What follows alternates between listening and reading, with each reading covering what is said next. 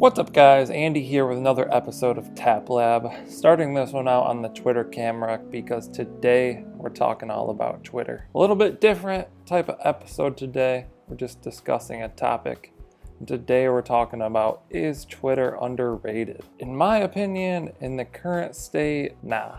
However, with a few updates or changes, I think it really is underrated. I think Twitter is one of the top places to discover and easily talk about things, find information, news, and discuss topics. I think its top competitor is Facebook, and I hate Facebook. It's spam book. So let's talk about a couple things that I think Twitter could do to improve its app. Close the camera here.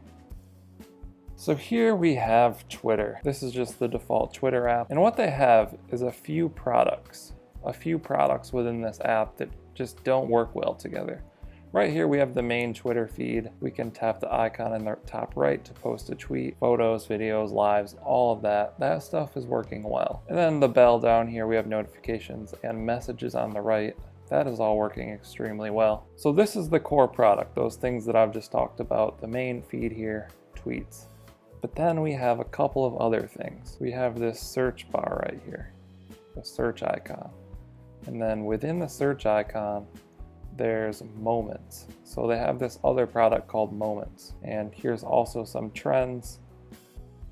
But Moments is like hidden down here. What's this thing down here, this Moments? It's like they're deprioritizing Moments. And what Moments are, you can tap on them, and then it's basically just like a story. So anyone can build out these stories, whether it's based on a topic or a sports game or a hashtag, it doesn't matter.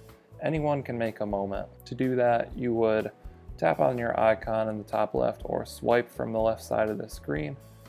Chipotle just posted a photo. And then you would tap on Moments. And then you can create a moment. And this whole creation process is kind of clunky in my opinion. Like it doesn't work well, it doesn't fit within the app. It should be way easier to create moments and view moments. So we'll talk more about that in a second. The next sort of product they have here is lists. So you can go over to lists, and then you can create a list of people. And somehow I'm a member of all of these, like people just added me to them. And this is one that I've created myself. And you can create a new list by tapping this icon in the top right, and then selecting people. Again, this is a clunky process. So here's what I think needs to happen. We're back here on the main feed. I think that lists need to become like channels. So up here at the top, we have home. I think we need different channels rather than home. And essentially, you should just be able to swipe left and right on this screen to access your different channels. So if I wanted to I have this list here, crypto, and then I could have another list like my favorite people. Maybe that's like my close friends. I could have another list, gaming. All these different sort of channels or topics that you're into could be a list. And then those lists would be along the top of the screen, and we could swipe left and right to access each list. And then we would only view tweets from that list. And then let's say we were in home. We should easily be able to like tap on someone's icon and drag them onto a list, or drag them onto that channel, and then they would be in that channel. Some sort of drag and drop feature where we could just easily swipe things away that we don't want and put things into channels that we do want. So that would be the first thing, an update to this channels or lists feature. The second thing is an update to Moments.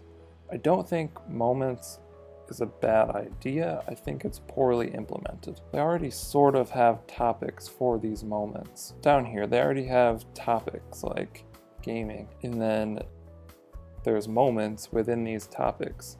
So if those topics, like if it could detect the topic from the channels or lists that we've already selected that I previously just talked about, and then it would show those moments in our feed. And anything that we don't want to see, we should just quickly be able to swipe away so we never see that crap again. But then it would start to build out a more seamless product.